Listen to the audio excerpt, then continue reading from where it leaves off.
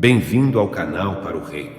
Somos uma comunidade que busca inspirar, educar e compartilhar o amor e a sabedoria do nosso Pai Celestial.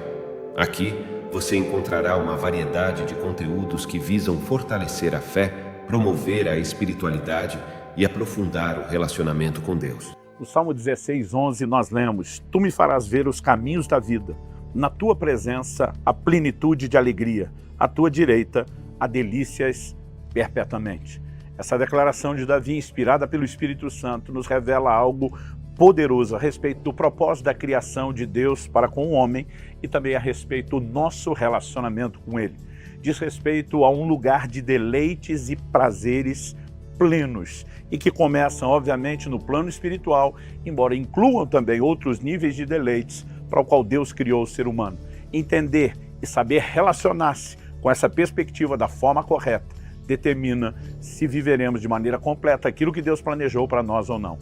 Baseado na declaração de Davi no Salmo 16:11, Tu me farás ver os caminhos da vida, na tua presença a plenitude de alegria, à tua destra delícias perpetuamente. Precisamos reconhecer que os caminhos da vida diz respeito ao trilho, o lugar por onde Deus quer que nós andemos. Deus cria o ser humano com um propósito, e esse propósito é aquilo que Ele espera que nós possamos tanto entender como corresponder. E esse propósito, a declaração dos caminhos da vida que nós veremos nele, ela precisa ser entendida na perspectiva das declarações seguintes, que não estão desassociadas, mas relacionadas com a primeira fala. Na tua presença, a plenitude de alegria. Sabemos que diante de Deus a tristeza salta de alegria, mas não é apenas o fato de que diante dele há alegria, mas a Escritura diz plenitude de alegria, ou seja, a mais cheia, completa, plena medida de satisfação e realização se encontra em um lugar, e esse lugar é a presença de Deus. E quando a Bíblia fala dessa alegria, não fala apenas de um sentimento subjetivo, uma coisa etérea, mas fala de deleites, à sua destra, à sua direita, há delícias, há deleites perpétuos. Quando olhamos para essa perspectiva, Deus cria o homem para que tenha comunhão e relacionamento com ele.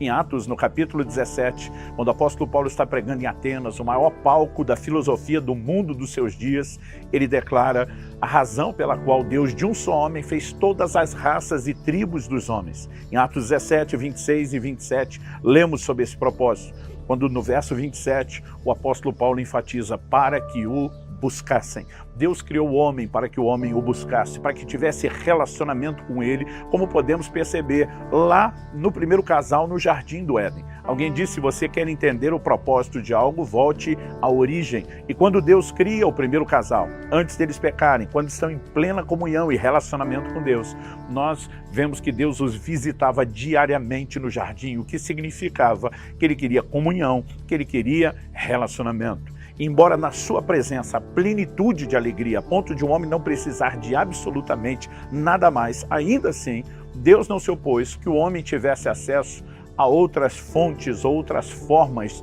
de deleites, de alegrias e de prazeres. Basta perceber que a palavra de Deus nos mostra que Deus declara ao homem, você pode comer de toda a árvore do jardim. Esse toda merece destaque. Deus podia ter feito uma única fruta, uma única cor, uma única textura, com um único cheiro, com um único sabor, contendo todos os nutrientes necessários. Mas não. Ele caprichou na variedade de cores, de sabores, de texturas, de cheiros, frutas sazonais. Você fica esperando a próxima estação, né, para que aquela fruta que já saboreou possa voltar novamente. E com isso, Deus não queria dar ao homem apenas subsistência. Deus queria oferecer, juntamente com isso, deleites. Deus põe em execução logo no início o seu maravilhoso plano da família que envolve o casamento, dando ao homem uma companheira, dizendo não é bom que ele esteja só. Em outras palavras, Deus nunca se opôs que o homem tivesse contato também com outras fontes de alegria, desde que elas não concorressem e nem tampouco privassem o homem do acesso ao lugar da plena comunhão com ele. Mas ainda assim, mesmo que Deus tenha estabelecido limites, dizendo não ultrapasse limite, no dia em que você comer do fruto proibido, certamente você vai morrer, as consequências serão inevitáveis. Em algum momento o homem abre mão desse lugar de plena comunhão e relacionamento com Deus, cruzando um limite proibido. E infelizmente, nós sabemos o que aconteceu. A partir desse pecado, que chamamos de o pecado original, nós temos a queda não apenas do primeiro casal, mas de toda a raça humana, a perpetuação do pecado, da morte e de uma natureza pecaminosa. Então, ao longo de todo o Antigo Testamento, nós vemos Deus revelando aos poucos um plano que está em execução, que é o plano de redenção. Então chegamos nos dias de Davi, o homem que fez, inspirado pelo Espírito Santo, a declaração que lemos e o texto que estamos usando, tanto como um ponto de partida, como uma espécie de trilho da nossa meditação. Davi começa a ter vislumbres do propósito redentor de Deus, que devolverá ao homem a capacidade de usufruir da presença de Deus, cuja presença manifesta plenitude de alegria e realização.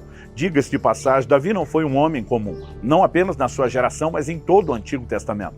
E não foi apenas um homem de fé, não foi apenas um grande conquistador e governante. Ele se destaca por um coração inclinado a adorar a Deus. Alguém que foi chamado pelo próprio Deus de um homem segundo o coração de Deus, não porque fosse perfeito, porque a palavra de Deus registra que não era, mas era alguém fascinado por Deus, que no Salmo 27:4 diz: uma coisa pedi ao Senhor e a buscarei, que eu possa habitar no seu santuário, contemplar sua formosura. E esse homem que pelo Espírito, chamado no Novo Testamento de profeta, ele percebe aquilo que Deus vai restaurar e diz: na presença de Deus a plenitude de alegria. Esse homem fascinado por Deus, que na presença de Deus encontrou tesouros inigualáveis, em algum momento também ultrapassa um limite estabelecido por Deus. E nós temos o relato do pecado não apenas de adultério com Batseba, mas do homicídio cometido contra Urias para cobertar o primeiro pecado. O que me leva a fazer o seguinte questionamento, o que leva a gente, como Adão e Eva, que tinham pleno acesso a essa fonte plena de alegria, negociar isso. O que leva a gente, como Davi, um homem que se destacou no seu relacionamento com Deus, a também cruzar um limite proibido. E a pergunta não é apenas o que levou essas pessoas a cruzarem esses limites, a pergunta é: isso foi um ato exclusivo deles? Ou a mesma possibilidade e risco potencial existe para comigo e para com você? De acordo com a Escritura, o risco existe para todos nós. Por isso, em Hebreus, no capítulo 3, dos versos 12 a 14, nós lemos: tenham cuidado, irmãos, para que nenhum de vocês tenha um coração mau e descrente que o leve a se afastar do Deus vivo. Pelo contrário, animem uns aos outros todos os dias durante o tempo que se chama hoje, a fim de que nenhum de vocês seja endurecido pelo engano do pecado. Porque temos nos tornado participantes de Cristo, se de fato guardarmos firme até o fim a confiança que desde o princípio tivemos. Advertências como essas são recorrentes no Novo Testamento. Tenham cuidado, irmãos, que nenhum de vocês se afaste do Deus vivo. Só pode se afastar quem primeiro se aproximou, né? Que ninguém seja endurecido pelo engano do pecado. Mostra que isso pode acontecer com cada um de nós. O que me leva a questionar como se perde a sensibilidade para com Deus. Não porque queiramos perdê-la, mas justamente porque queremos evitar o processo. Então nós precisamos entender algumas verdades e rapidamente eu quero resumi-las. A primeira é que quem não valoriza, não busca. Jesus pontua com clareza em Mateus 6:21, onde estiver o seu tesouro, aí estará também o seu coração. Aquilo que você atribui valor, isso não é necessariamente valor material. Jesus fala tanto sobre riquezas, como fala sobre o reino de Deus. E ele diz: onde está o seu tesouro, aí está o seu coração. O seu coração segue na direção, no trilho, aonde você determinou que como destino e à sua frente está aquilo que você valoriza.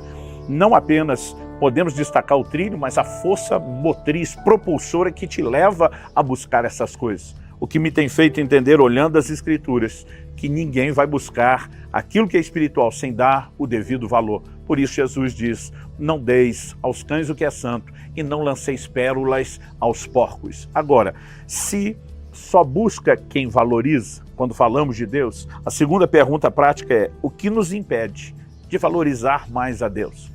Acredito que a resposta vem na sequência. Em Mateus 6:21, Jesus diz que onde está o nosso tesouro, aí também estará o nosso coração. Em Mateus 6:24, Jesus diz: ninguém pode servir a dois senhores, porque ou irá odiar a um e amar o outro, ou irá se dedicar a um e desprezar a outro. Ele diz: vocês não podem servir a Deus e as riquezas. Aqui nós percebemos que a valorização de outras coisas, em detrimento de Deus, obviamente estabelece uma espécie de concorrência, que rouba a sensibilidade para com Deus. E a Bíblia fala disso, seja relacionada a riquezas, seja tratando de diversas outras questões, como também a questão dos prazeres.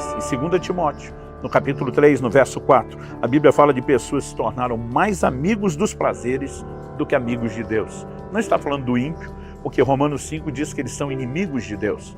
Não está falando do ímpio, porque Tito 3,3 diz que nós, antes da conversão, éramos escravos dos prazeres.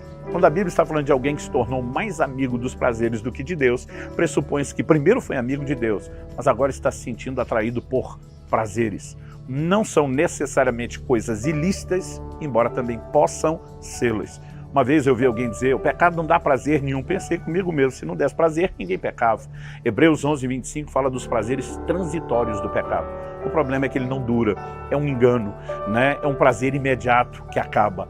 Os deleites perpétuos estão na presença de Deus. Mas se por um lado a valorização das outras coisas em detrimento do valor de Deus nos prejudica, a solução é a valorização de Deus em detrimento das outras coisas. Pastor, como que em 2000 anos do Evangelho ninguém nunca teve essa ideia ou essa descoberta que tivemos? Quase todo ano os crentes dizem para si mesmos quando começa o ano, esse ano vou orar mais, vou ler mais a Bíblia, vou buscar mais a Deus e acabam não conseguindo. Por quê?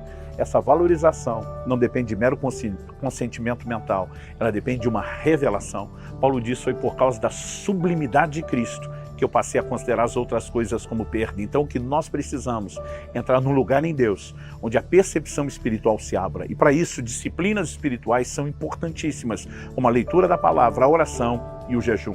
O jejum nos leva a pausar prazeres, são lícitos, mas são inferiores.